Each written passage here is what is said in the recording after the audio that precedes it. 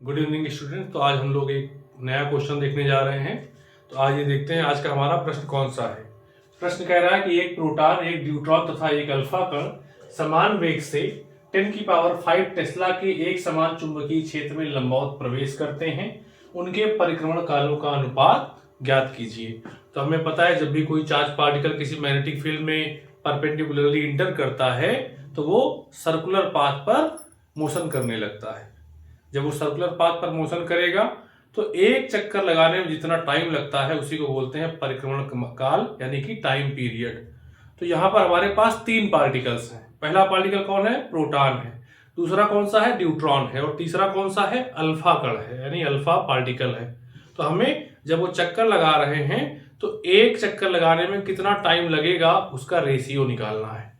तो सबसे पहले हम देखते हैं कि हमें क्या क्या चीजें गिवन है।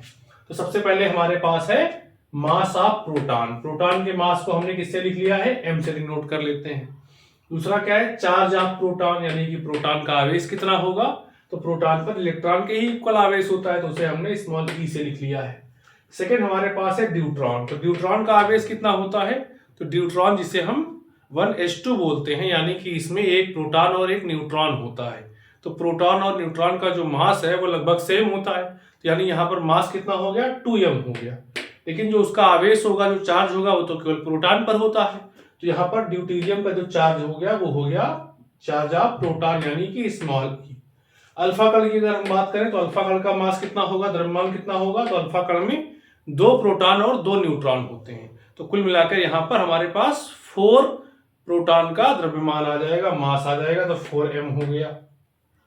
अल्फा कण पर चार्ज कितना होगा? तो अल्फा कण में 2 प्रोटॉन होते हैं तो उस पर 2 प्रोटॉन का चार्ज होगा, यानी कि 2e आ गया। तो ये सारी चीजें हमें गिवन है। क्या फाइंड आउट करना है हमें? प्रोटॉन, न्यूट्रॉन और अल्फा कण का जो परिक्रमण कालों का अनुपात है, यानी रेशियो ऑफ टाइम पीरियड है, उसको हमको फाइंड आउट करना है। इसके लिए हमारा फॉर्मूला क्या है? T = 2πm/qb, जहां पर m क्या है? मास ऑफ पार्टिकल, Q क्या है? चार्ज ऑफ पार्टिकल, और B क्या है? मैग्नेटिक फील्ड है। तो इस फॉर्मूले को हम यूज करेंगे। तो जो हमें निकालना है TP ratio TD ratio T alpha, ये हमने यहाँ पर लिख लिया है। अब इस फॉर्मूले को हम यूज कर लेंगे सबसे पहले P के लिए। तो जहां भी यहाँ पर M आया है वहां पर हमने मास ऑफ प्रोटॉन ले लिया, जहां Q आया है वहां पर हमने चार्ज ऑफ प्रोटॉन ले लिया है। सेम वे में जब हम सेकेंड नंबर पे न्यूट्रॉन के लिए लिखेंगे तो यहाँ पर MD और QD हो गया है। थर्ड नंबर पर जब इसे हम अल्फा पार्टिकल के लिए लिखेंगे तो M अल्फा और Q अल्फा यहाँ पर डिनोट कर देंगे। अब इन तीनों में देखेंगे कि जो सभी में इक्वल है वो कैंसिल आउट हो जाएगा। क्या इक्वल है? 2π/b, ये इक्वल है, सभी में आ रहा है। तो जब रेशियो निकालेंगे तो ये कैंसिल आउट हो जाएगा। कैंसिल आउट हो जाएगा तो हमारे पास बचा क्या? MP/QP, MD/QD and M अल्फा/Q alpha. और इन सारे की वैल्यूज हमने वहां पे नोट कर रखी है, तो उस वैल्यू को अब हम यहां पर पुट कर देंगे। तो MP की जगह पर क्या पुट करेंगे? M पुट कर दिया। QP देखिए गिवन है E, MD कितना हमें गिवन है? 2m हमने लिखा हुआ है। QD हमें गिवन है E, M अल्फा हमारा 4m है, और जो हमारा Q अल्फा है वो है 2e। अब इन तीनों में फिर से वही चीज देखेंगे कि जो तीनों में होगी वो कैंसिल हो जाएगी। तो M/E, M/E, M/E तीनों में है तो ये कैंसिल हो जाएगा। तो यहाँ M/E पूरा कैंसिल हो गया तो क्या बच गया? 1 बच गया।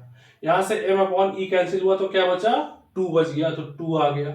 यहां से M/E कैंसिल हुआ तो क्या बचा? 4/2, तो 2 को 4 से हम डिवाइड कर देंगे तो फिर से यहाँ पर 2 आ जाएगा। तो इस तरह से हमारा आंसर आ गया TP ratio TD ratio T alpha = 1:2:2। इस तरह से बहुत सिंपल तरीके से हमने इस क्वेश्चन को सॉल्व कर लिया है। आगे भी आप इसी तरह हमारे साथ जुड़े रहें। जो भी आपकी दिक्कतें हैं, जो भी आपको क्वेश्चंस नहीं आ रहे हैं, उनको लगातार भेजते रहें, और इसी तरह एक वीडियो के माध्यम से सॉल्यूशन आपको लगातार हम प्रोवाइड करते रहेंगे। Thank you so much.